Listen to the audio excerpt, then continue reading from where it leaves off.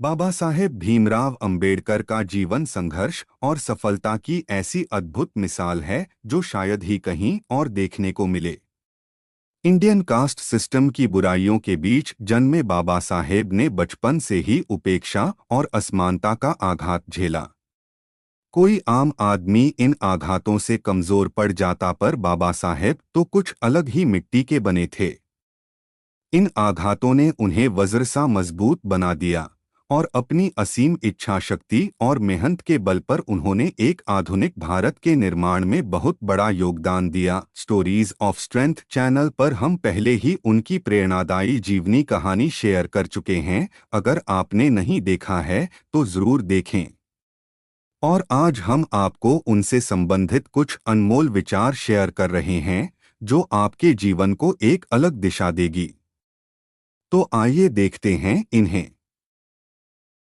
बाबा साहेब अंबेडकर के कुछ महान अनमोल विचार। जो कौम अपना इतिहास तक नहीं जानती है, वे कौम कभी अपना इतिहास भी नहीं बना सकती है। जीवन लंबा होने के बजाय महान होना चाहिए। बुद्धि का विकास मानव के अस्तित्व का अंतिम लक्ष्य होना चाहिए। संविधान यह एकमात्र वकीलों का दस्तावेज नहीं, यह जीवन का एक माध्यम है। जो धर्म जन्म से एक को श्रेष्ठ और दूसरे को नीच बताए, वह धर्म नहीं, गुलाम बनाए रखने का षड्यंत्र है। जब तक आप सामाजिक स्वतंत्रता नहीं हासिल कर लेते, कानून आपको जो भी स्वतंत्रता देता है वो आपके लिए बेईमानी है। एक महान आदमी एक प्रतिष्ठित आदमी से इस तरह से अलग होता है कि वह समाज का नौकर बनने को तैयार रहता है।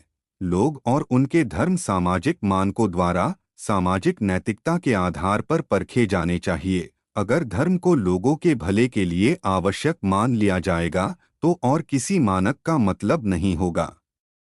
बुद्धि का विकास मानव के अस्तित्व का अंतिम लक्ष्य होना चाहिए। हर व्यक्ति जो मिलके सिद्धांत की एक देश दूसरे देश पर शासन नहीं कर सकता को दोहराता है, उसे ये भी स्वीकार करना चाहिए कि एक वर्ग दूसरे वर्ग पर शासन नहीं कर सकता। एक सफल क्रांति के लिए सिर्फ असंतोष का होना पर्याप्त नहीं है।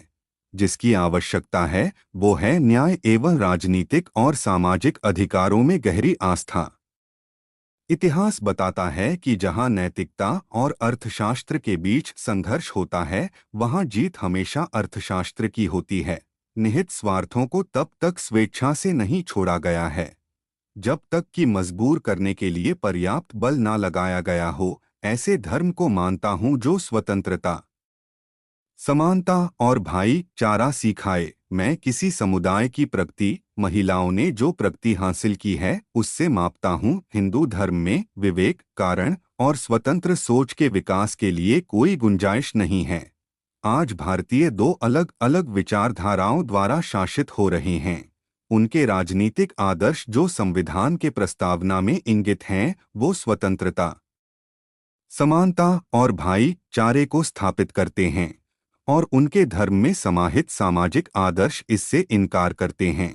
कानून और व्यवस्था राजनीतिक शरीर की दवा है, और जब राजनीतिक शरीर बीमार पड़े तो दवा जरूर दी जानी चाहिए। जीवन लंबा होने की बजाय महान होना चाहिए। मनुष्य नश्वर है, उसी तरह विचार भी नश्वर हैं।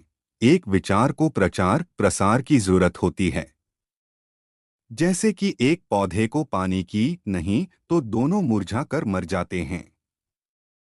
गतिशील समाज के लिए शिक्षा जरूरी। मानवता के मसीहा बाबा साहेब अंबेडकर ने शिक्षा पर कहा था कि शिक्षा वह शेरनी का दूध है, जो पिएगा वही दहाड़ेगा। बाबा साहेब अंबेडकर का मानना था कि गरीब और वंचित समाज को अगर प्रगति करनी है तो इसका एकमात्र जरिया केवल शिक्षा है।